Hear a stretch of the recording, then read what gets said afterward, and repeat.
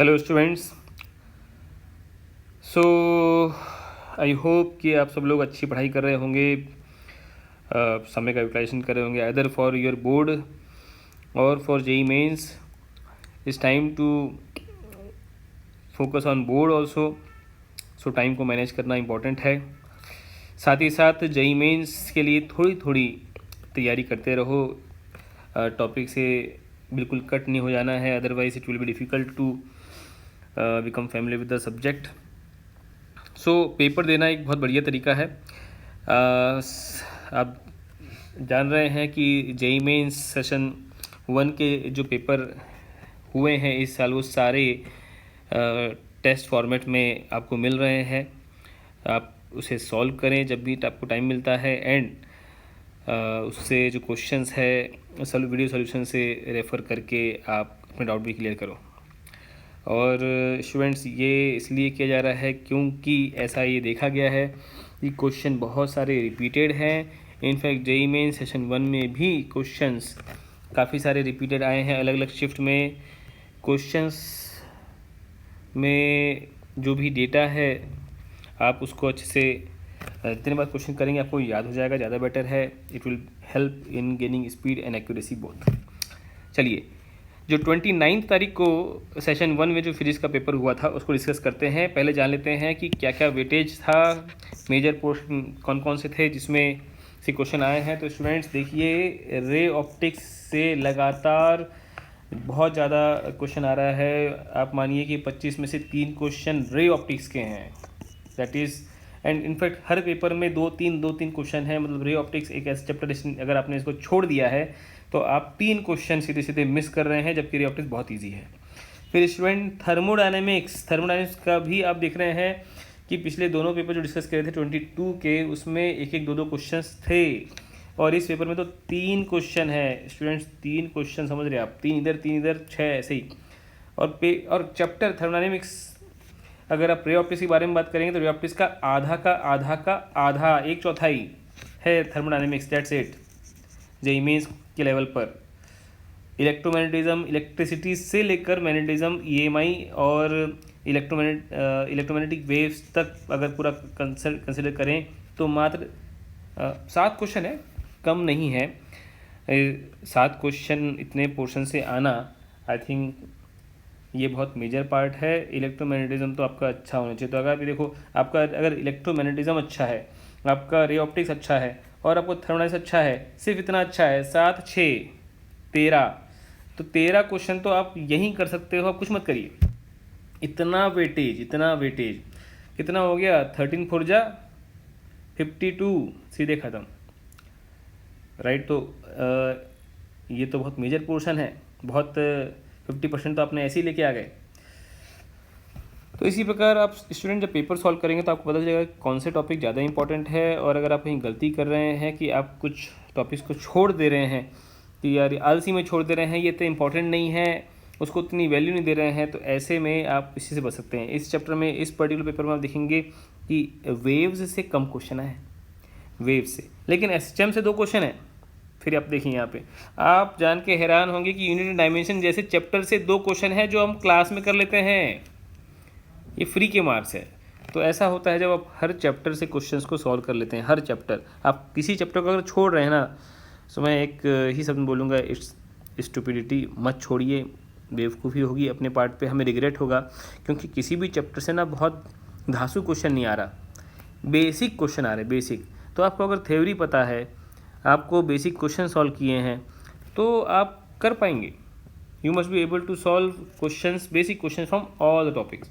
Advance level पे नहीं आता हो, आपको जेईई में से ऊपर के लेवल पर नहीं आता हो, इट डजेंट मैटर, बट कोई चैप्टर छोड़ना नहीं चाहिए। चलो स्टूडेंट्स, ध्यान रखें इन बात को, हर बार यही बात बोली जा रही है। आई होप कि आप समझेंगे, ध्यान रखेंगे। चलिए करते हैं पहला question discuss, very easy question. तो क्या दिया है, lambda and K are the de Broglie wavelength on kinetic energy और करेक्ट ग्राफिकल रिप्रेजेंटेशन। अरे अब देखो, आपको पता है कि मोमेंटम जो होता है वो होता है h/λ, और आपको पता है काइनेटिक एनर्जी जो होता है वो p²/2m होता है। सो मैं कह सकता हूँ H square by 2m into lambda square. तो kinetic energy is inversely proportional to 1 by lambda का स्क्वायर। स्टूडेंट्स मैं ऐसे पूछता हूँ 1 by kinetic energy is proportional to lambda square. ये हो गया y is equal to S square. तो ये क्या हो गया, थर्ड ऑप्शन हो गया, राइट। तो इतना सिंपल क्वेश्चन फ्री के मार्क्स कहेंगे कि नहीं कहेंगे इसको? चलिए 1 मार्क्स आपने तुरंत बना लिया फ्री। स्टूडेंट प्रोजेक्टाइल मोशन में मैक्सिमम हाइट का फार्मूला हम सब जानते हैं, u square sine square theta by 2g। अब आपको पता है कि बेसिक बात है कि there are 2 angles for which range is same, और वो एंगल्स होते हैं θ1 और θ2। अगर वो दो एंगल जिन पे रेंज सेम हो, अगर वो θ1 और θ2 है, तो θ1 plus θ2 is always equal to 90। इन दोनों एंगल के लिए, इनको कॉम्प्लीमेंट्री एंगल्स भी कहते हैं, इन दोनों एंगल्स के लिए जो रेंज होती है, रेंज ऑफ द प्रोजेक्टाइल, वो सेम होता है। तो यहाँ पे ये एंगल देखो क्या दिए हैं, θ1 ये है और ये θ2 है। लगा दो, पुट कर दो, और वो पूछ रहे रेशियो। अब स्टूडेंट्स देखो जरा सी मैथमेटिक्स लग रही, पिछले वाले क्वेश्चन में भी क्या थी, मैथमेटिक्स, ग्राफ आता है, फॉर्मूला किसको ये पता नहीं, सबको पता होगा फॉर्मूला, आपको ग्राफ प्लॉट करना था। यहाँ पर भी फॉर्मूला किसको नहीं पता, थोड़ी सी मैथमेटिक्स आ गई यहाँ पे। मैं लिख दूंगा सब कुछ साइन स्क्वायर थीटा के प्रोपोर्शनल है, तो साइन स्क्वायर मैं लिखता हूँ sine 45 minus alpha upon sine 45 plus alpha, और इसका क्या है स्क्वायर। अब स्टूडेंट्स आप मैथ्स के स्टूडेंट्स हैं, आपको तो मेरे को लगता नहीं कि इसके आगे ज़रूरत है कि मैं आगे सॉल्व करके बताऊं। फिर भी आप चाहें तो आप क्या करें, आप इसको ओपन कर दें पूरा, है ना, आप इसको ओपन कर दो। ओपन करने के बाद आपको दिखेगा साइन, ऊपर दिखेगा sine alpha minus cos alpha, नीचे दिखेगा sine alpha plus cos alpha, square कर दो। मैं बोलते जा रहा हूँ स्टूडेंट्स, इसको सॉल्व करेंगे, आपको ओपन करना है खाली। तो sine alpha plus cos alpha, ऊपर माइनस है क्या, तो माइनस आएगा, ठीक है भैया, minus cos alpha upon sine alpha plus cos alpha, इसका स्क्वायर। ऊपर आप स्क्वायर करेंगे तो sine square alpha plus cos square alpha minus 2 sine alpha cos alpha, 2 sine alpha cos alpha sine 2 alpha होता है। इतनी सी बात है, मैं लिख ही देता हूँ स्टूडेंट्स। सो आप देखेंगे sine square alpha plus cos square alpha plus 2 sine, plus नहीं है माइनस है ऊपर, साइन अल्फ़ा कॉस अल्फ़ा, और नीचे क्या है similarly sign square alpha plus cos square alpha plus 2 sine alpha cos alpha. Students free के मार्क्स है ये सब। ये तो 1 हो गया, तो 1 minus sine 2 alpha upon 1 plus sine 2 alpha, that's the answer. अब स्टूडेंट्स ये देखिए कैसे कॉन्फिडेंस बूस्ट हुआ। अब स्टूडेंट्स यूनिट एंड डायमेंशन पर बेस्ड ये क्वेश्चन है, pair of physical quantities having not having same dimensions. तो स्टूडेंट्स क्या ये बताना पड़ेगा, आप सबको पता है कि प्रेशर फोर्स अपॉन एरिया होता है, यंग्स मॉडुलस भी फोर्स अपॉन एरिया के प्रोपोर्शनल होता है। Force upon area is equal to Young's modulus into delta L by L dimensionless होता है, तो यंग्स मॉडुलस का डायमेंशन फॉर्मूला। मैं स्टूडेंट्स इस क्वेश्चन को उम्मीद कर रहा हूँ कि आप खुद करेंगे। You are a JEE Mains aspirant, और ऐसे क्वेश्चंस को आप खुद कर सकते हैं। वेरी वेल, मैं आगे बढ़ूँगा, आई बिलीव यू। सो देखो अब स्टूडेंट्स ये भी कितना सिंपल क्वेश्चन है, इट्स बेसिक। उन्होंने एक ही क्वेश्चन से आपका सेल्फ इंडक्शन भी चेक कर लिया, आपका म्यूचुअल इंडक्शन भी चेक कर लिया। क्या कह रहे हैं, 2 करंट है, नियर बाय कॉइल्स होगी, एक कॉइल 1 है और इधर एक कॉइल 2 है, कॉइल 1 कॉइल 2, और दोनों में करंट भी दे रखा है I1 I2, राइट। अब वो क्या बोल रहे हैं कि सेल्फ इंडक्शन पहली वाली कॉइल का है L1, और इन दोनों के बीच में जो म्यूचुअल इंडक्शन है उसको M12 कह दिया। अब वो कह रहे हैं value of induced EMF in the coil 1। तो देखो स्टूडेंट्स, पहली वाली जो कॉइल है उसमें टोटल फ्लक्स लिख दो। टोटल फ्लक्स क्या होता है, तो खुद के करंट कारण Li है ना, तो L1 उसका सेल्फ इंडक्टेंस और I1 उसका खुद का करंट, और दूसरे के करंट के कारण क्या होता है Mi, पर I किसका, I होगा इसका, और M तो दोनों का म्यूचुअल होता है, इसलिए तो म्यूचुअल इंडक्शन नाम है Mi2। और आपको पता है कि EMF इंड्यूस जो होता है वो -d∅dt होता है।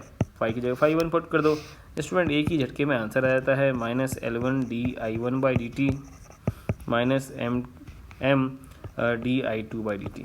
So that's very easy. Okay, now will solve another question. अब देखो students, unit and dimension, but मैं इसको करके बता देता हूँ। डायमेंशन ऑफ ABC, ये अपने स्टूडेंट क्लास के एग्जाम्पल होते हैं, ये मैं क्लास में करा देता हूँ। ये क्लास में इट्स बेसिक, इसलिए आप समझ रहे हैं क्लास में पढ़ाई गई थ्योरी को भी अच्छे से रिवाइज किया जाए। ओके, मैं कर देता हूँ इस क्वेश्चन को भी। देखो सबसे पहली बात, जो C है आपका, C टाइम के साथ एडिशन में है, तो आपको पता है सेम डायमेंशन फार्मूला वाली क्वांटिटी ही तो ऐड हो सकती है, तो dimension formula of C same as dimension formula of time capital T। फिर वेलोसिटी का डायमेंशन फार्मूला देखो, ये और ये सेम होगा कि नहीं होगा, ये दोनों जितनी भी प्लस माइनस और इक्वल टू के साथ जो टर्म होती है उनका डायमेंशन फार्मूला सेम होता है, यही है प्रिंसिपल ऑफ होमोजेनिटी। तो मैं लिखूंगा डायमेंशन ऑफ वेलोसिटी जो कि होता है L_t-1 is same as dimension formula of B। देखो डायमेंशन फार्मूला ऑफ जो यहाँ पर टाइम है, क्या लिखूंगा, T अपॉन नीचे ये पूरा टर्म क्या है, ये टाइम ही तो है एक प्रकार का, तो ये भी T, ये कैंसिल हुआ। देखो B का डायमेंशन फार्मूला क्या आ गया, L_t-1। और similarly dimension formula of velocity same as dimension formula of AT², तो L_t-1 is same as A और T की जगह टाइम का स्क्वायर। और स्टूडेंट्स आपने इसको भी सॉल्व कर दिया, dimension formula of A is equal to L_t-3। Students क्या आप इसके आगे मल्टीप्लाई करके आंसर नहीं ला पाएंगे? आई थिंक आप आराम से ला सकते हैं, और मोस्ट ऑफ द स्टूडेंट्स ने ये क्वेश्चन तो कर ही लिया होगा। फिर देखो स्टूडेंट्स, इलास्टिसिटी से जो क्वेश्चन आया है वो कितना सिंपल आया है। हाँ देखो, पर इसमें इलास्टिसिटी और फ्लूइड दोनों कंसेप्ट लग गया है, तो ऐसे मिक्स क्वेश्चन कंसेप्ट आते हैं। सबसे पहली बात, बल्क मॉडल्स की बात चल रही है, change in volume, fractional change in volume की बात चल रही है, तो आपको तुरंत याद आना चाहिए volumetric strain proportional to volumetric stress. Bulk modulus is equal to delta P upon minus delta V/V। So देखो क्या हुआ है, fractional compression of water at the depth इतना अच्छा, इतना नीचे 2.5 kilometre below the sea level इतना, तो अगर हम 2.5 किलोमीटर नीचे चले जाएंगे तो प्रेशर में कितना चेंज आ जाएगा, प्रेशर में चेंज आ जाएगा ρgh का, h की वैल्यू है 2.5 किलोमीटर। आप ऐसे सिस्टम में वैल्यू पुट करो, सब कुछ मीटर पर सेकेंड, जो लेंथ है उसको आप मीटर में पुट करो, divide by minus of delta V/V। अब पूछा क्या है, यही तो पूछा है, बीटा की वैल्यू दे रखी है, डेंसिटी ऑफ वाटर जो है, डेंसिटी ऑफ वाटर कांस्टेंट दे रखा है, g की वैल्यू दे रखी है, h की वैल्यू दे रखी है। Student just put the values and get the answers, right. अच्छा, एक और चीज़ बस ध्यान रखेंगे, बात परसेंटेज में हो रही है, तो आपको डेल्टा V/V नहीं, आपको डेल्टा V/V इंटू 100 निकालना है, राइट। तो ये ध्यान रख लेना, आई थिंक हो जाएगा, आराम से आप कर सकते हैं। फिर देखो यहाँ पे 32 question. Okay student, so continue करते हैं अपने फिजिक्स के डिस्कशन के साथ।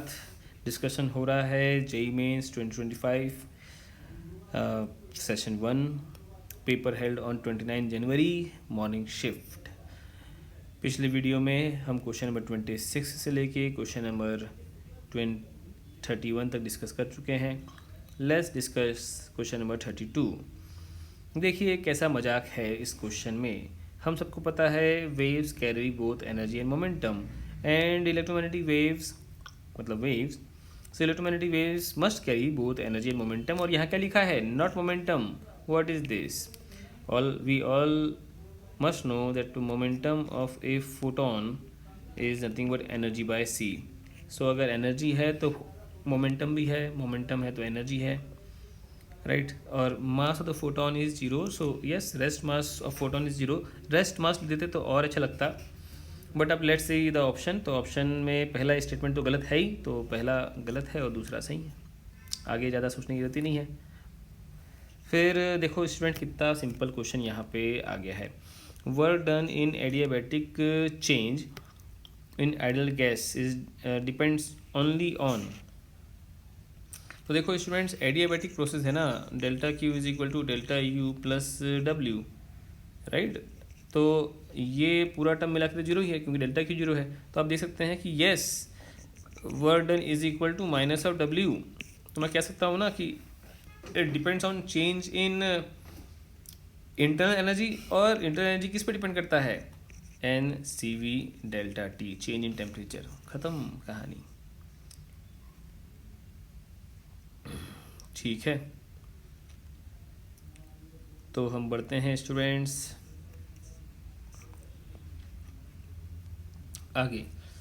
Now given below are the terms. Students क्या दिया हुआ है? दिया हुआ है choke coil is simply a coil having large inductance but a very small resistance. I think this is very true. यही तो होता है. Choke coil is an inductor with small resistance. Choke coil are used with fluorescent mercury tube fittings, fluorescent lamp. If the house, yes, सही बात है कि हम कोई जैसे कोई बल्ब हुआ तो उस बल्ब के साथ सीरीज़ में हम एक इंडक्टर लगा देंगे. क्यों? ताकि करंट को कंट्रोल किया जा सके. हमारे घरों में एसी करंट आता है स्टूडेंट्स, एसी करंट आता है तो जो करंट जाएगा वो क्या होगा, वो होगा V बाई जेड. अब अगर आपको जेड को बढ़ाना है तो जेड क्या होता है, जेड होता है under root of R square plus अगर मैंने इंडक्टर लगा दिया ओमेगा एल का स्क्वायर. तो आप स्टूडेंट देख रहे हैं कि ये जो ओमेगा एल के कारण ओवरऑल जेड बढ़ गया और करंट क्या हो गया, कंट्रोल में, राइट. और करंट कंट्रोल में होगा तो उसके ऊपर जो पावर डिसिपेट हुई होगी वो कंट्रोल में होगी. पावर का लॉस भी नहीं हुआ और आपने क्या किया, करंट को कंट्रोल भी कर लिया. तो this is the use of the choke coil. So yes, if household electric power is directly connected to the mercury lamp, tube will get damaged because voltage का जो fluctuation होता है ना उसको झेल नहीं पाएगा लैम्प. That's true. इस स्टेटमेंट तो ट्रू है. By using the choke coil, the voltage across the tube is reduced by the factor this. तो स्टूडेंट्स बिल्कुल हम निकाल सकते हैं RMS वोल्टेज. अगर मैं निकालने जाऊँगा इंडक्टर के अक्रॉस क्या करूँगा मैं, आई RMS इंटू एक्सेल करूँगा, डेट्स इट. अब आई RMS क्या है, V बाई जेड है और एक्सेल ये लिख दिया अपन ने V अपॉन जेड. जेड लिखूँगा under root of R square plus omega square L square और ऊपर एक्सेल क्या है, ओमेगा एल. सही बात है. सो सॉरी, ठीक है, मैंने इंडक्टर के अक्रॉस लिख दिया लेकिन हमें तो लैम्प के अक्रॉस लिखना है. लैम्प के अक्रॉस बात करूँगा तो V is equal to that is lamp will behave as a resistance. मैं इसका सर्किट डायग्राम बनाता हूँ स्टूडेंट्स. ये जो बल्ब होगा ना, बल्ब एक प्योर रेजिस्टेंस की तरह ट्रीट किया जाता है और इंडक्टर ऐसे, और ये AC सर्किट जिसकी RMS वैल्यू V है. ये है पूरी कहानी. एंगुलर वेलोसिटी है, एंगुलर वेलोसिटी कह दिया, एंगुलर फ्रीक्वेंसी ओमेगा. तो VR क्या होता है, I इंटू आर. तो स्टूडेंट यहाँ पे क्या आ जाता है आपके पास, वही V R upon under root of R square plus omega square L square. बस ख़त्म. तो हम देख रहे हैं ना कि यस, अगर मैं नहीं लगाता इंडक्टर तो मैं V RMS V एक्सपेक्ट कर रहा था, कैपिटल V, लेकिन अब इससे इतना फैक्टर ही एक्सपेक्ट कर रहा हूँ. तो yes, it has saved. I think assertion भी सही है एंड रीज़न उसका परफेक्ट एक्सप्लेनेशन है. बढ़ जाते हैं स्टूडेंट्स अपन आगे. क्या हो गया, ये क्या कहानी हो रही है यहाँ पे. सो एक कॉइल है जिसका area A, number of turns and rotating with angular velocity omega in uniform magnetic field about an axis perpendicular to B. Okay, about an axis perpendicular to B. Axis perpendicular to B है. जरा इस बात को समझ लेते हैं कि late से मैं एक कॉइल अगर बनाता हूँ, एक्सिस अंदर की तरफ होगी परपेंडिकुलर प्लेन और एक्सिस परपेंडिकुलर B है, मतलब मैग्नेटिक फील्ड ऐसी है. चलिए मान लिया the magnetic flux induced EMF induced in at the instant when B is parallel to the plane. Okay, parallel, B is parallel to the plane, B is parallel to the plane मतलब अभी t is equal to 0 इसी को मान लो, तो t is equal to जो let's say कि area vector जो है ना उसको अंदर मान लिया, तो हम ये देख सकते हैं कि फ्लक्स लिख देते हैं, ये सपोज ऐसे घूम रहा है ओमेगा एंगुलर वेलोसिटी से, राइट, ओमेगा एंगुलर वेलोसिटी से घूम रहा है इस तरीके से, तो t टाइम बाद अभी एंगल कितना है एरिया वेक्टर और बी में, तो एरिया वेक्टर अंदर की तरफ है और बी वेक्टर प्लेन के पैरेलल में है तो 90 है, लेकिन इसके बाद क्या होगा, एंगल कम हो जाएगा, तो at t is equal to T जो angle between B vector and area vector हो जाएगा 90 माइनस ओमेगा टी। तो टी टाइम पे जो फ्लक्स लिखोगे आप क्या लिखोगे, B into area into theta, cos of theta, cos of 90 minus omega T, और नंबर ऑफ टर्न्स अगर n है तो ये लिख देंगे, ये फ्लक्स हो गया, मैं इसको लिखता हूँ B A N into sine omega T, और जब मैं फ्लक्स की बात करूँगा EMF तो minus D phi by D T हो जाएगा, हम देख रहे हैं साइन का कॉस हो गया minus B A W N cos omega T. तो ये तो स्टूडेंट आपको पता है ना, ये क्लास में पढ़ा जाता है, याद है स्टूडेंट 52 सेम क्लास में। तो अब क्या पूछ रहे हैं अपने से, मैग्नेटिक फ्लक्स क्या होगा t इज इक्वल टू 0 पे, 0, अरे थोड़ा ना मैग्नेटिक फ्लक्स है अभी तो कोई फील्ड एंड क्रॉस ही नहीं कर रही, फिर पर बात करेंगे EMF की, तो EMF t is equal to 0 put करो स्टूडेंट यहाँ पे, ये तो मैक्सिमम हो गया 52, मैक्सिमम EMF इंड्यूस्ड हो रहा है। आई होप स्टूडेंट आप समझ रहे होंगे। सो ऑप्शन हो गया, I think third option is correct 35 तक। चलिए बढ़ते अपन आगे। Consider a long straight wire of a circular cross section area, study current I है उसके अंदर, long cross, okay, circular cross section, study current I, current is uniformly distributed, अरे solid, ये एक solid cylindrical current carrying wire है, और students के लिए तो हमें अंदर फॉर्मूला पता होता है, याद करते हैं अपन इसको। एक uniform solid current carrying wire अगर है तो उसके अंदर for R less than capital R, यहाँ पे ए के टर्म में बात हो रही है, ए अंदर फील्ड होती है B is equal to mu naught J cross R by two, J R by two, और बाहर फील्ड क्या होती है, बाहर फील्ड होती है B is equal to mu naught I by two R, तो mu naught I by two pi R, तो म्यू नॉट इंटू हम जे के टर्म में लिख देंगे आई, अभी मैं I by two pi R लिख देता हूँ, आई को लिख देंगे J into R square, J into pi R square.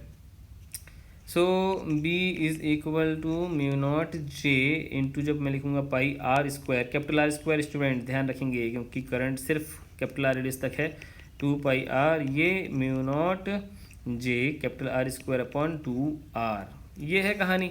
अब क्या पूछ रहे हैं जैसे देख लेते हैं, distances from the centre of wire cross section eight which the magnetic field outside the wire is half the maximum possible magnetic field anywhere due to the wire।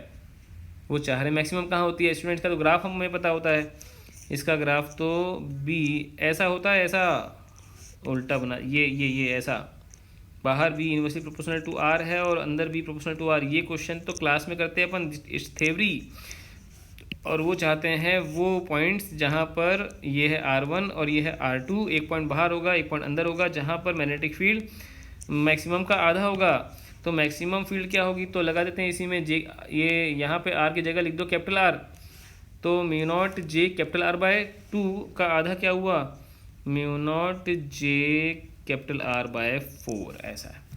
अब स्टूडेंट कुछ नहीं बचा, आपको ऐसे बाहर वाले पॉइंट पर निकालना है, आर ग्रेटर देन ए की बात करना है, तो मैं लिखूंगा बाहर मैग्नेटिक फील्ड का फार्मूला क्या है, general formula mu naught J capital R square upon two small R, ये फार्मूला होता है, इज इक्वल टू, आप देख रहे हैं ये है मैक्सिमम का आधा, तो मुझे क्या करना है, mu naught J R by 4 कर देना है, और ये सब कैंसिल हुआ, 2 से ये 2 बार चला गया, क्या देख पा रहे हैं आप, R is equal to 2 are.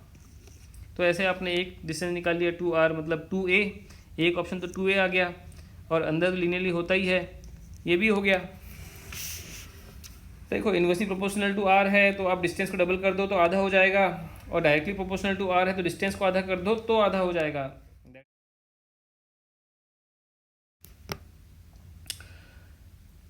Okay, welcome back students.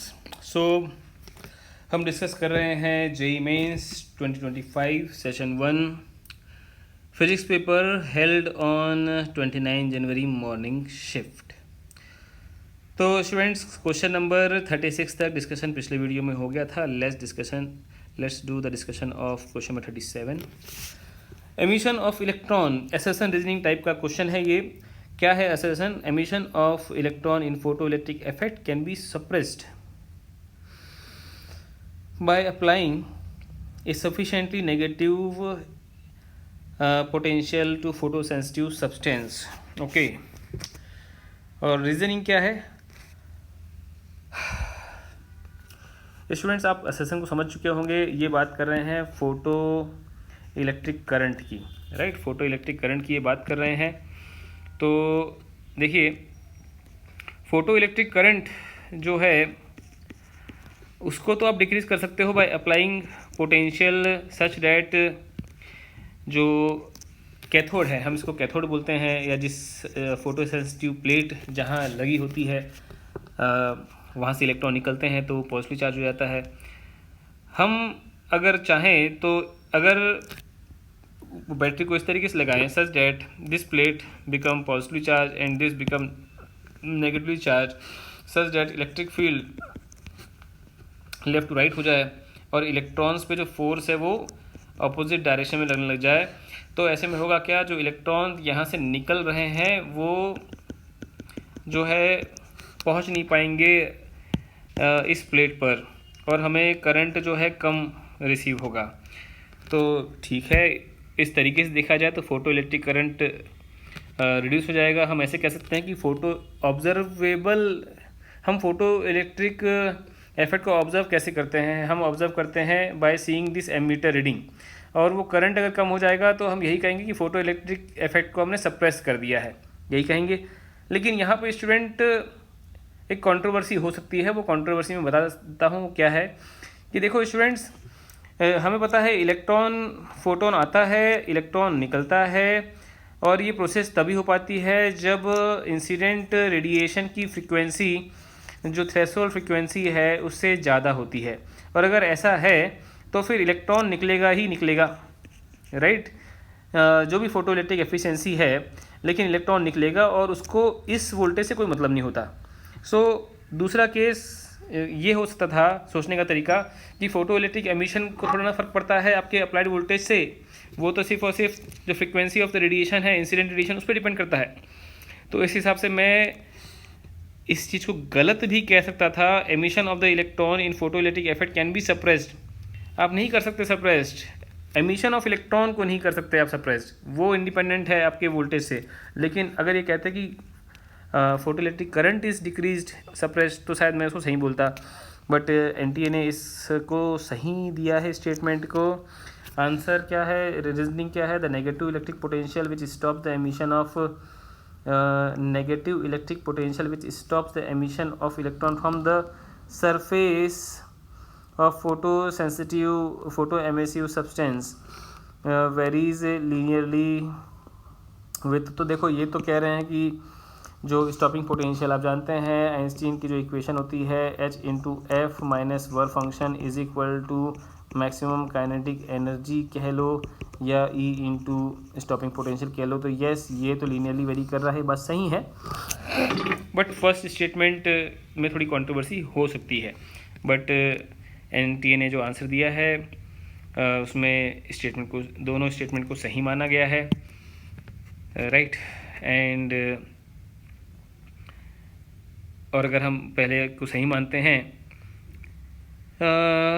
तो देखो ये दोनों इसमें सही है, लेकिन रीजनिंग जो है ना, रीजनिंग बहुत सही तरीके से नहीं दी गई है। रीजनिंग में आप ये कहते या इक्वेशन के बारे में बताते थोड़ा सा, सिर्फ लीनियरली प्रोपोर्शनल बोल देने से ये नहीं समझ में आ जाता कि फोटो इलेक्ट्रिक करंट कम हो जाएगा। So reason is not the correct explanation, but statement wise दोनों स्टेटमेंट सही एंटीने दिए हैं। चलो स्टूडेंट्स, ये जो क्वेश्चन है, ये क्वेश्चन तो आप जानते हैं सब फॉर्मूला बेस्ड क्वेश्चन है।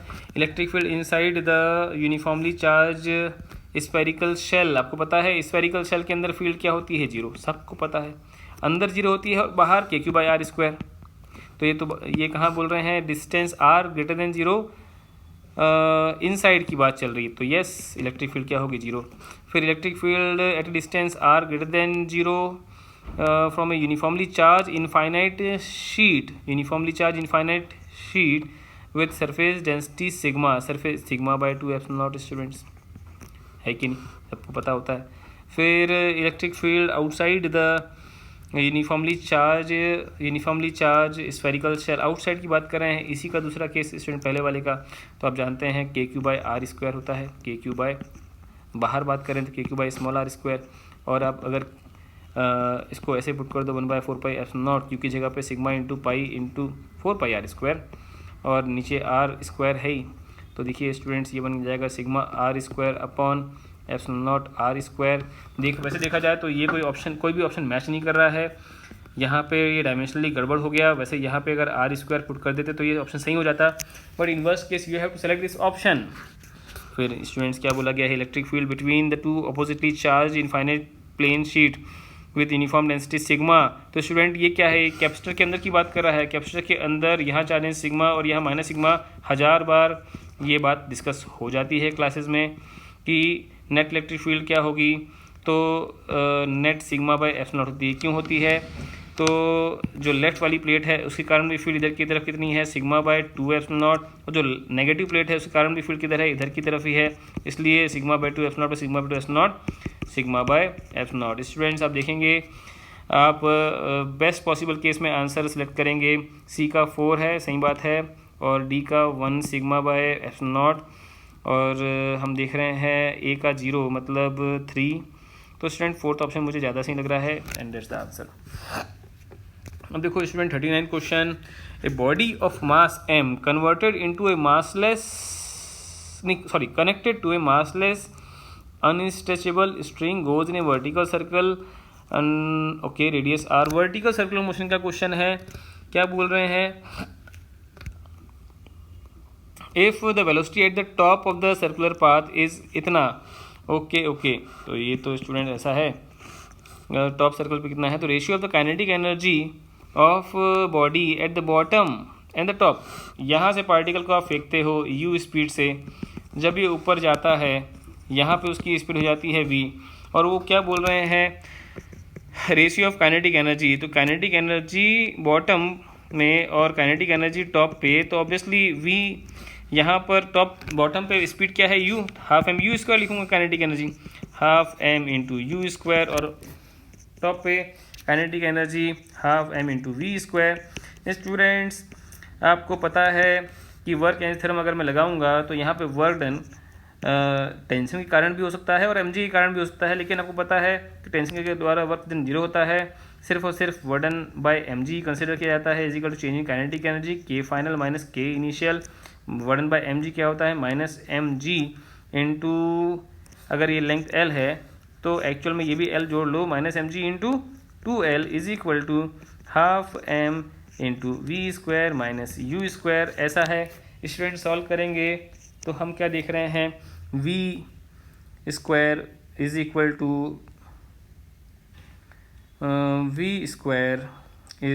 टू मैं लिखता हूँ, वैसे क्या बात चल रही है यहाँ पे, if the velocity at the top is n, अच्छा n, कोई बात नहीं, v velocity at the top is n times the velocity, ठीक है, मैं अभी ऐसे लिख देता हूँ।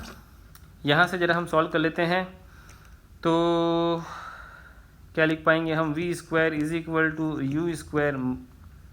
u² minus 4gl,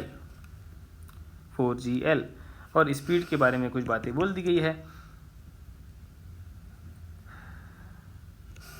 so the tension other end of the string, if the velocity at the top is n times root gr for n greater than 1, goes into circle, ठीक है, रेशियो ऑफ काइनेटिक एनर्जी। तो देखो एक relation तो यहाँ से आ गया हमारे पास। मैं u भी लिखता हूँ, v को लिख देंगे अपन n स्क्वायर, जैसे वो n into root G R है उसका स्क्वायर कर देंगे। So is equal to U square minus 4g l, ये r जो है ये l ही हो जाएगा। यहाँ से हम देखते हैं कि u की जो स्पीड है u हमारे पास कितना आ गया है, U square is nothing but n square plus 4, right, root G L, ये होगा आपका u स्क्वायर। ओके, और सिमिलरली स्टूडेंट्स v स्क्वायर तो दिया ही हुआ है, सॉल्व हो गया student, n square plus 4 times root G L divide by n times root G L, solve होकर आंसर आ गया n स्क्वायर प्लस 4/4। ऐसे तो कोई ख़ास मुश्किल क्वेश्चन नहीं था, बट जरा सी कैलकुलेशन। एक क्वेश्चन और देखते हैं स्टूडेंट्स, ये वाला। Okay students, welcome back. So we are discussing JEE Mains paper 2025 held on 29 January, shift 1। So इससे पिछले वीडियो में हमने अप टू 39 क्वेश्चन तक डिस्कस कर लिया था। Let's discuss question number 40। So देखिए स्टूडेंट्स क्या दिया हुआ है, at the interface between two materials having refractive index n1 and n2। Okay, एक इंटरफेस है जैसे ये, और n1 और n2 को सेपरेट कर रहा है। Okay, critical angle for the reflection of EM wave is θ1c। सबसे पहले स्टूडेंट्स हमें ये जानने की जरूरत है कि n1 n2 में से कौन बड़ा है। तो यहाँ इसकी इंफॉर्मेशन दी है, n1 सबसे छोटा है और n3 सबसे बड़ा है। मतलब ये स्टूडेंट्स आपका डेंसर मीडियम है और ये रेयर मीडियम है। तो पहले तो इसमें क्लैरिटी लेके आ जाएं। सो ऐसे में अपन जानते हैं sine θc is equal to mu rare by mu denser. Sine θc क्या लिख सकते हैं अपन, mu of rare by mu of denser. आप तो डायग्राम बना लो तभी काम चलेगा, और डायग्राम नहीं बनाओगे तो भी चलेगा, क्योंकि आपको n1 n2 में कौन बड़ा है पता है। तो आपने लिख दिया ये स्टूडेंट्स, राइट। फिर चलिए अब सेकंड क्या उन्होंने कहा कि जो नीचे वाला मीडियम है n2 उसको हटा के अपन क्या कर दिया n3। मतलब ये डायग्राम फॉलो कर लो स्टूडेंट्स, n3 कर दिया तो क्रिटिकल एंगल क्या हो जाएगा, साइन θ2c हो जाएगा, और वो n1/n3 हो जाएगा, राइट। अब देखो स्टूडेंट्स n3 सबसे बड़ा है, n2 फिर n1 है। तो ऑब्वियसली अगर हम देखें तो ये क्योंकि n3 बड़ा है सबसे, ये वाला रेशियो और छोटा हो गया, राइट। ये छोटा हो गया इससे, तो एक्चुअल में साइन 2θc छोटा है और साइन θ1c बड़ा है। तो एक्चुअल में sine θ1c minus sine θ2c is equal to half होना चाहिए। बट यहाँ क्वेश्चन में पहले एक मिस्टेक हो चुकी है, sine θ2c minus sine θ1c is equal to half. तो स्टूडेंट्स यहाँ पे अपने को इसको करेक्ट कर लेना है। ये रिलेशन हमारे सामने है, आप ये वैल्यूज़ इसमें पुट करो, और अब जब सॉल्व करेंगे तो अपन देखेंगे कि n1/n3 की वैल्यू 1/3 आ गई, n2/n3 की वैल्यू 2/5 आ जाएगी स्टूडेंट्स। और जब हम और सॉल्व करते हैं तो साइन θ1c की वैल्यू 5/6 आ जाती है। सो स्टूडेंट्स यहाँ पे आंसर आएगा θ1c is equal to sine inverse of 5/6। पहली बात तो पॉजिटिव आंसर आएगा, नेगेटिव नहीं आएगा। इस क्वेश्चन में एक करेक्शन है, JEE मेंस ने इसको ड्रॉप भी किया है, मतलब बोनस मिला होगा सभी को, तो ये ध्यान रखें। फिर क्वेश्चन नंबर 41 डिस्कस करते हैं। क्वेश्चन नंबर 41 में क्या है जरा देख लेते हैं। क्या बोला गया है, एक a bob a of pendulum having massless string of length r is released from 60 degree to the vertical. It hits another bob of mass m that is at rest. अच्छा, यहाँ पे एक मास है उसको हिट करता है, और assume elastic collision, magnitude of the velocity of bob a after collision। बहुत सिंपल क्वेश्चन है स्टूडेंट्स, जस्ट कोलिजन की थ्योरी। तो देखिए यहाँ पे जब ये आएगा तो हिट करने से पहले इसकी स्पीड क्या हो जाएगी, ए की वो निकाल लें, इसको मैं u1 बोल दे रहा हूँ। तो u1 इज नथिंग बट, आप अच्छे से जानते हैं u1 यहाँ तो रेस्ट पे था, तो u1 जो कि फाइनल वेलोसिटी होगी, तो मैं लगाऊंगा V square is equal to U square plus 2gh, क्योंकि यहाँ पर सिर्फ और सिर्फ ग्रेविटी का वर्क हो रहा है। या आप वर्क एंड थ्योरम लगा दो, M G into H work done by gravity is equal to changing kinetic energy half M into V square. Final velocity हो जाने वाली है u1 का square minus initial kinetic energy थी 0, तो u1 आ गया स्टूडेंट्स 2gh का अंडर रूट, और h क्या है, तो h is nothing but L1 minus cos 60। Students ये डिस्कशन बहुत बार हो चुका है, ये आपका होगा L cos 60, और ये पूरा क्या है स्टूडेंट्स L, तो जो डिफरेंस होता है यही तो h होता है। चलिए फिर भी मैंने बता दिया, h आ गया मतलब L/2, सो ये आ गया आपके पास √GL। फिर इसके बाद स्टूडेंट्स ये क्वेश्चन रह जाता है कोलिजन का। जैसे एक बॉल है A जो इधर से आ रही है, या मैं इसको जैसे हम थ्योरी के फॉर्म में पढ़ते हैं कि एक बॉल है A जो इधर से आ रही है u1 स्पीड से, एक बॉल है B जो कि रेस्ट पर है, दूसरी बॉल भी रेस्ट पे थी, उसका मास भी दे रखा है, इसका मास m है, इसका मास m/2 है। डोंट वरी, ये सॉल्व कर देंगे। Assume collision to be elastic, E is equal to 1, और A की वेलोसिटी बाद में v1 हो गई और B की वेलोसिटी बाद में v2 हो गई। सो किसकी वेलोसिटी पूछी है, वेलोसिटी बॉब A मतलब v1 पूछा है। तो इसके लिए हम स्टूडेंट्स एक फॉर्मूले का यूज़ करते हैं, सभी को ये फॉर्मूला पता होगा। v1 निकालना है तो 1 plus E times VCM minus E times u1, और अगर v2 निकालना है तो आप लिख सकते हो 1 plus E times VCM minus E times u2। ये student same momentum conservation of energy conservation लगा के अपन लाते हैं, और आप चाहे तो momentum conservation of energy conservation कर दो, वो भी चलेगा। तो मैं मोमेंटम कंजर्वेशन और एनर्जी कंजर्वेशन से ही बता देता हूँ। आप लिखोगे P initial is equal to P final, initially हम मोमेंटम कंजर्व कर देते हैं पहले। तो जैसे मोमेंटम कंजर्व करते हैं, हमारे पास पहली इक्वेशन क्या बनी, मैं बोलूँगा m into u1 is equal to m into v1 plus m/2 into v2। तो इससे एक इक्वेशन आ गई v1 plus v2/2 is equal to u1, और u1 हमें पता है तो u1 मैं पुट कर देना चाहता हूँ √GL।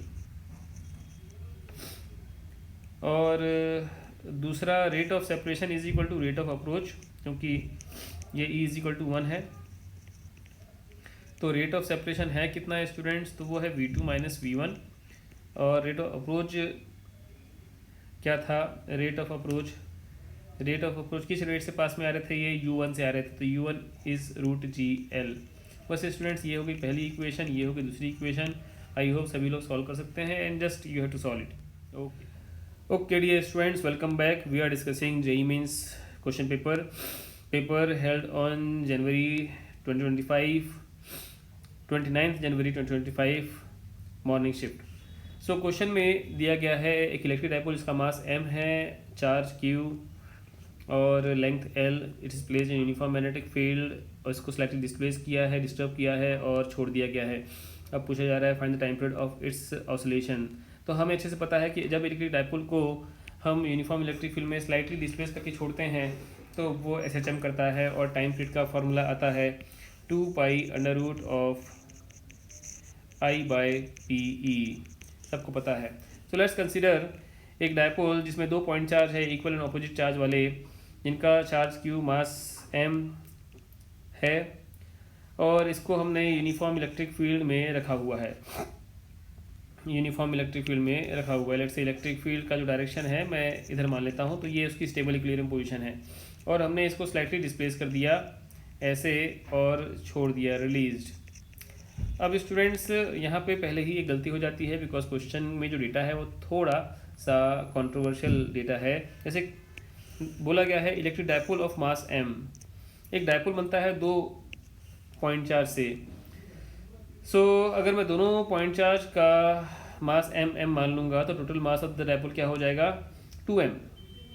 तो यहाँ पर total mass of the dipole m दिया हुआ है, तो बिल्कुल सही है कि आपको ये मानना चाहिए कि जो 2 पार्टिकल है उनका मास m/2 होना चाहिए। ये अगर आपने सोच लिया तो आपने कुछ गलत नहीं सोचा, लॉजिकली ऐसा सोच सकते हैं आप। और इस तरीके से अगर आप सॉल्व करेंगे तो हमें निकालना पड़ेगा I आई आपको पता है ये जब इसको हम रिलीज़ करेंगे तो अपने सेंटर ऑफ मास के अबाउट घूमेगा, है ना, सेंटर ऑफ मास के अबाउट घूमेगा। और सेंटर ऑफ मास के अबाउट मोमेंटम इनर्शिया का फॉर्मूला होता है mu R square mu L square. तो म्यू क्या है, m1 m2 upon m1 plus m2 into यहाँ पे क्या है एल स्क्वायर हो जाएगा। सो m/4, क्योंकि m/2 तो एक का है, आप जब लगाएंगे m1 m2 upon m1 plus m2 m/4 आ जाएगा इंटू एल स्क्वायर, ये आपका आई आ गया। और जो moment of inertia electric dipole moment है वो होता है q इंटू डी, तो q इंटू एल। अब जब आप टाइम पीरियड का फार्मूला पुट करेंगे तो 2 pi under root of ml²/4 और PE तो QL इंटू ई। सो आप जब देख रहे हैं तो 2 pi under root of ml/4 QE naught, ये आपका आंसर बनना चाहिए। बट एक्चुअल में ऐसा आंसर कोई भी मैच नहीं कर रहा है, राइट। तो आंसर तो ये आना चाहिए। अब क्या है कि क्वेश्चन में गलती क्या हो गई है, इन्होंने कहा है कि an electric dipole of mass m and charge q। तो अगर मैं ऐसा मानूं कि दोनों के दोनों पॉइंट चार्ज का मास यहाँ पे m है, एक माइनस q और मास m, तो आपका आंसर जो है मैच कर जाता है एग्जैक्टली ये, और यही आंसर दिया गया है। तो स्टूडेंट मैंने आपको दोनों चीज़ बता दी है कि क्या यहाँ पे मिस्टेक रही है, क्या कन्फ्यूज़न क्रिएट कर सकता है। तो आंसर तो एक्चुअली स्टूडेंट यही होना चाहिए जिस तरीके से डेटा दिया गया है, बट मोस्ट सुटेबल आंसर आपको ये सिलेक्ट करना चाहिए। चलो स्टूडेंट्स क्वेश्चन नंबर 43 डिस्कस करते हैं। क्या बोला गया है, time period of the simple pendulum, assertion reasoning type का क्वेश्चन है। Let's see the assertion time period of the simple pendulum is longer at the top of the mountain longer. तो time period का formula students हम जानते हैं 2 pi under root of L/G होता है। अगर माउंटेन पे जाएंगे तो माउंटेन पे जी कम हो जाता है, और माउंटेन पे जी कम हो जाएगा तो टाइम पीरियड बढ़ जाना चाहिए। तो test time period is longer at the top of the mountain, बात सही है। सो उसका कारण भी क्या है, उसका कारण है acceleration due to gravity decrease कर जाता है। तो time period of simple pendulum decreases with the increase in value of acceleration to gravity. सही बात है, अगर जी बढ़ेगा तो टाइम पीरियड घटेगा, मतलब ये स्टेटमेंट कहना ही चाह रहा है time period inversely proportional to G है, और यही हम चाहते हैं। तो यस, असर्शन रीजन जो है, असर्शन और रीजन दोनों ही सही है, और रीजन करेक्ट एक्सप्लेनेशन है असर्शन का, ऑप्शन नंबर 1। चलिए स्टूडेंट इसको भी देख लेते हैं, ख़त्म करते हैं। Let u and v be the distance of object and image from the lens of focal length f। Graphical representation of uv for convex lens for mod u greater than f। Okay, तो ठीक है students. अब देखो convex lens है, convex lens के बारे में आप सबको पता होना चाहिए कि इमेजेस की लोकेशंस नॉर्मली क्या होती है, ये 2f और ये 2f। अब ऑब्जेक्ट को हमें प्लेस करना है, कहाँ पे ऑब्जेक्ट को प्लेस करना है, इस रीजन में, मतलब mod u will be greater than f, तो ऑब्जेक्ट को आपको इसके इधर प्लेस करना है कहीं भी। तो ऐसे में स्टूडेंट्स आप प्लेस करने को आपको पता होना चाहिए कि अगर ऑब्जेक्ट 2f रखते हैं तो इमेज भी क्या बनती है, 2f बनती है, राइट। एक ये पॉइंट ऐसे याद है तो आपको ईजी हो जाएगा। अगर ऑब्जेक्ट यहाँ रखोगे लेट से o', तो उसकी इमेज बनेगी इस रीजन में f और 2f के बीच में। आपने बियॉन्ड 2f रखा तो इमेज बनेगी f और 2f के बीच में, तो ये उसकी इमेज 1 इस तरीके से होता है। और स्टूडेंट्स अगर अपने f 2f और f के बीच में ऑब्जेक्ट को रखा है तो इमेज फिर इधर बनेगी 2f के बियॉन्ड। तो जब हम आप लेंस के क्वेश्चन सॉल्व करते हैं तो ये डेटा अपने दिमाग में बैठ जाना चाहिए कि ऑब्जेक्ट अगर आपका 2f के पीछे है तो इमेज बनेगी f और 2f के बीच में। जब ऑब्जेक्ट 2f पर है तो इमेज बनेगी 2f पर। ऑब्जेक्ट अगर 2f और f के बीच में है तो इमेज बनेगी बियॉन्ड 2f। ये है कहानी। खैर अपन इसको और भी तरीके से सॉल्व कर सकते हैं। So let's solve with the information which I have given you just now. v और u का ग्राफ बनाना है, v और u का ग्राफ बनाना है। तो ये v है और ये u है। स्टूडेंट्स ग्राफ कैसा भी दिया है आप उसको बदल सकते हैं बाद में। सो जब आप ऑब्जेक्ट को फोकल लेंथ के बराबर डिस्टेंस पे लाते हैं, फोकल लेंथ के बराबर डिस्टेंस पे, ये स्टूडेंट्स मॉड u है। जब आप फोकल लेंथ के डिस्टेंस पे लाते हैं, ये ग्राफ ऐसा इसलिए बनाया गया क्योंकि u की वैल्यू नेगेटिव है हर जगह, ये वाला पॉइंट है। मैं चलो ऐसे ही बना देता हूँ ताकि क्लैरिटी रहे, आपको आसानी रहे समझने में। बना देते हैं ऐसे ही, ये v है और ये u है। हम देखते हैं कि यहाँ पर ये अपना हो गया -f। अब अगर आप एकदम यहाँ पे ला दो, फोकल लेंथ के पास ला दोगे तो इमेज बनेगी इन्फिनिटी पे, तो ये तो होना ही था ऐसा।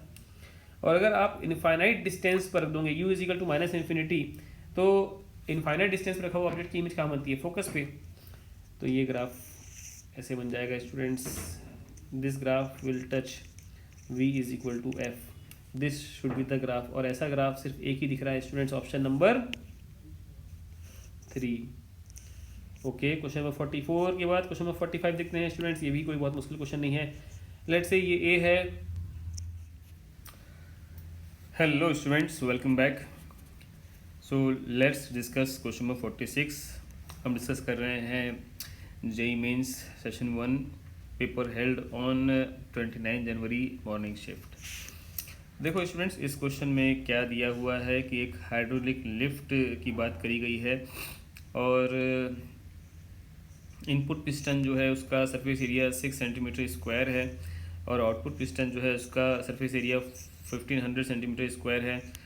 If 100 newton force is applied on the input piston to raise the output piston by 20 centimetre, then work done.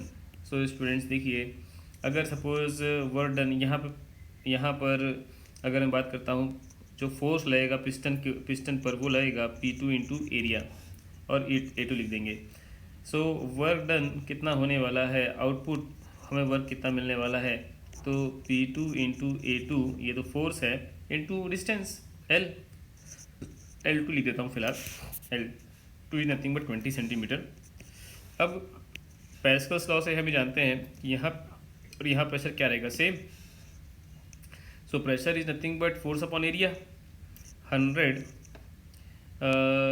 Newton divide by area कितना है 6 सेंटीमीटर स्क्वायर, यूनिट बाद में चेंज कर लेंगे। और A2 कितना है, तो 1500 सेंटीमीटर स्क्वायर। और L2 कितना है, तो L2 है 20 सेंटीमीटर, तो 20/100 मीटर कर देते हैं। तो फाइनली हम देखते हैं सेंटीमीटर स्क्वायर ही कैंसिल हुआ, और आप अगर सॉल्व करें तो ये 100 भी कैंसिल हो गया, और आप देखेंगे ये 15,000 हो गया, तो किलो जूल वहाँ से आ गया। 15 टू जा 30/6 5 kilo joule is the answer students. So ये था question number 46। Let's discuss question number 47। देखिए स्टूडेंट, कितना सिंपल क्वेश्चन पूछा है। A container of fixed volume contains a gas at 27 to double the pressure को डबल करना है तो टेम्परेचर कितना करना पड़ेगा। अरे इतना सा क्वेश्चन है। PV is equal to nRT लगाना है। वॉल्यूम कांस्टेंट है आपका, वॉल्यूम अगर कांस्टेंट है, नंबर ऑफ मोल्स भी क्या है, कांस्टेंट है, R तो कांस्टेंट होता ही है, तो P directly proportional to temperature है। सो आपको क्या करना है, प्रेशर को डबल करना है। P2/P1 is equal to T2/T1। P2/P1 pressure को डबल करना है तो ये आ गया 2, और टेम्परेचर T2/T1, T1 कितना था 300 केल्विन। बस इतनी सी बात ध्यान रखनी कि सारे टेम्परेचर जो होते हैं केल्विन में पुट करने होते हैं। T2 की वैल्यू आ गई है 600 केल्विन, तो 600 केल्विन या फिर 600 - 273 डिग्री सेल्सियस। तो स्टूडेंट यही काम करना था, आपका आंसर आ जाएगा 327 डिग्री सेल्सियस। तो आंसर पुट कर देंगे 327 डिग्री सेल्सियस। और अब देखो ये क्या क्वेश्चन है। Maximum speed of A boat in still water is 27 km/h। ठीक है, स्टिल वाटर में मतलब VBW जो होता है वो आपको दे रखा है 27 km/h। Now boat is moving down stream, तो रिवर जो है, रिवर में VW जो है वो इधर की तरफ है 9 km/h से, और जो बोट है वो डाउन स्ट्रीम जा रही है with VBW। A person on board throws a ball vertically upward, obviously vertically upward with respect to himself. यहाँ जो पर्सन है उसने एक ऑब्जेक्ट को सीधे वर्टिकली अपवर्ड फेंका 10 मीटर पर सेकेंड से। तो एक्चुअल में क्या हुआ, ग्राउंड से देखने पे कि जो बोट है, सॉरी जो बॉल है जिसको फेंका गया है, उस बॉल के पास दो स्पीड आ गई। एक तो ग्राउंड के फ्रेम में जो बोट की स्पीड है वो, और 10 मीटर पर सेकेंड। तो एक्चुअल में ग्राउंड से अगर हम देखें तो बॉल के पास जो स्पीड है विद रिस्पेक्ट टू ग्राउंड, अब मैं इसको छोड़ रहा हूँ स्टूडेंट्स और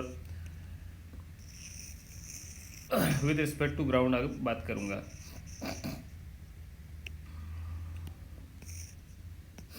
इसको अपन ऊपर शिफ्ट कर लेते हैं। तो अगर विद रिस्पेक्ट टू ग्राउंड देखें तो अब क्वेश्चन सिंपल सा ये रह गया, जो बोट है, बोट की जो ग्राउंड के फ्रेम में स्पीड होगी वो कितनी हो जाएगी, तो 9 किलोमीटर पर आवर, और VBW जो कि 27, ये दोनों ऐड हो गए क्योंकि सेम डायरेक्शन में डाउन स्ट्रीम में है। सो ये हो गया 36 किलोमीटर पर आवर, और 36 किलोमीटर पर आवर कह लो या फिर इंटू 5/18 कर दो, 5/18 तो ये आ गया 10 मीटर पर सेकेंड। और ऊपर भी इसको जो है 10 मीटर पर सेकेंड स्पीड मिल गई है। तो अब क्या होगा, ऐसे मान लीजिए कि आपने 10√2 से 45 एंगल पे फेंका है, तो ये इस तरीके से जाकर गिरेगा। क्या पूछा गया है, रेंज ऑफ द बॉल। तो बहुत इजी है स्टूडेंट्स, जो रेंज होगा horizontal range as seen from the person on ground. तो रेंज क्या होता है, वो होता है x डायरेक्शन में velocity ux into time. ux कितना है, तो स्टूडेंट वो तो 10 ही रहने वाला है हमेशा, और टाइम कितना है 2 इंटू uy/g। uy तो कितना है 10 है बाय g। तो आप देख रहे हैं कितना आ गया स्टूडेंट्स 20 मीटर। कितना सिंपल क्वेश्चन था ये।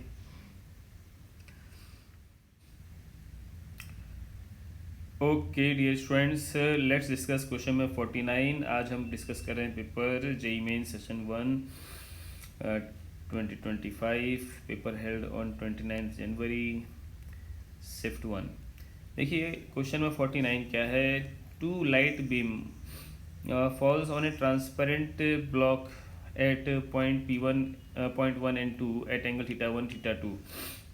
देखो ये एक ब्लॉक है ट्रांसपेरेंट मटेरियल का, यहाँ से एक लाइट रे आ रही है, यहाँ से एक लाइट रे आ रही है θ1 एंगल पे θ2 एंगल पे, right. After refraction beam intersect at point 3। तो यहाँ पे और जो N2 है, N2 refractive index of the block is greater than the refractive index of the outside medium. तो ये N2 ज़्यादा भी है, और आपको ये भी दिया गया कि θ1 θ2 बराबर है। अब ये जो है ज़्यादा है तो ये टूवर्ड्स द नॉर्मल जाएंगे, ये भी क्या है टूवर्ड्स द नॉर्मल जाएंगे और जाके मीट करेंगे। तो मैंने डायग्राम यहाँ बनाया नया स्टूडेंट्स, एक रे डायग्राम। देखो जब दोनों एंगल सेम ही है, दोनों एंगल सेम है तो दोनों सेम डिस्टेंस चलेंगे ऐसे, मतलब 3 जो है एक प्रकार से देखा जाए ये जो पॉइंट होगा मिड पॉइंट होगा 1 और 2 का। सो देखो स्टूडेंट्स, ये जो पॉइंट आपका दिख रहा है ये पॉइंट है 2 और ये पॉइंट है आपका 3। तो 2 और 3 का जो डिस्टेंस है, ये जो डिस्टेंस है ये आपको दे रखा है 4√3। तो 3 और ये 2 वाली लाइन, ये जो डिस्टेंस है 2√3 हो जाएगा।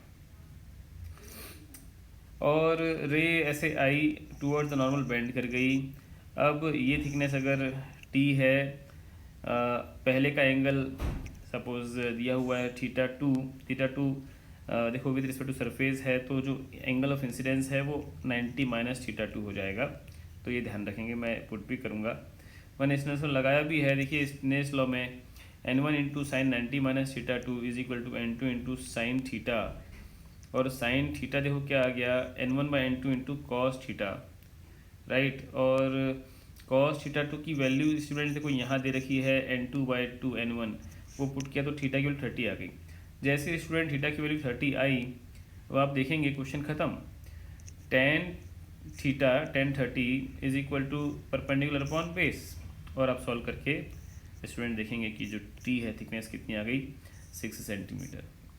अब सपोज हम बात करते हैं, ओके लास्ट क्वेश्चन इसको देख लेते हैं। और क्या कह रहे हैं ये, coordinates of the particle with respect to origin as in a given reference frame as इतना, ठीक है। जिस रेफरेंस फ्रेम में बैठे हैं उस फ्रेम में जो पोजीशन है वो 1,1,1 है। If the force of I cap minus J cap plus K cap acts on particle then magnitude of torque with respect to origin in Z direction is. So देखो स्टूडेंट्स, टॉर्क का formula क्या होता है, are cross F. तो पहले तो आप torque निकालो पूरा। टॉर्क निकालने का तरीका आप सबको पता है, आई कैप जे कैप के कैप आर क्रॉस एफ। तो आर वेक्टर क्या है 1,1,1 और एफ क्या है तो 1,-1,1। आप सॉल्व करेंगे तो ये आ गया आपके पास, कितना आ गया आई। इनफैक्ट देखो ज़्यादा सॉल्व भी क्यों करना, क्योंकि क्वेश्चन में बोला गया था the magnitude of torque with respect to origin in Z direction. Z direction मतलब जो टॉर्क का जो जेड कॉम्पोनेंट होगा ना स्टूडेंट्स, के कैप का जो कोफिशिएंट होगा, हमें खाली उससे मतलब है और उसका मैग्नीट्यूड। तो सिर्फ और सिर्फ मैं के कैप ही ले लेता हूँ, पूरा टॉर्क निकालना भी नहीं है, बस आपको ये पता हो कि टॉर्क अलोंग एक्सिस क्या होता है। तो स्टूडेंट टॉर्क अलोंग एक्सिस, कोई भी एक्सिस हो तो नेट टॉर्क का जो कंपोनेंट होता है उस एक्सिस के अलोंग, उसी को बोलते हैं टॉर्क अलोंग द एक्सिस। जैसे टॉर्क अलोंग जेड एक्सिस कह रहे हैं, इसका मतलब जो टॉर्क आया है उसका कंपोनेंट जेड एक्सिस के अलोंग कितना है। तो बस मैं लेता हूँ के कैप। के कैप का कोफिशिएंट क्या होगा -1, तो आंसर आ गया स्टूडेंट्स -2 के कैप। तो 2 न्यूटन मीटर इतना टॉर्क लग रहा होगा, आंसर आपका 2 आ जाएगा। तो स्टूडेंट अगर आप ठीक से एनालिसिस करेंगे पेपर का, आप देखेंगे पेपर बहुत इजी आ रहे हैं, कठिन नहीं है, बस आपको प्रैक्टिस करनी है। ओके, इसी तरीके से हम आपको डिस्कस करते रहेंगे। क्वेश्चन पेपर सारे पेपर लगाइए आप।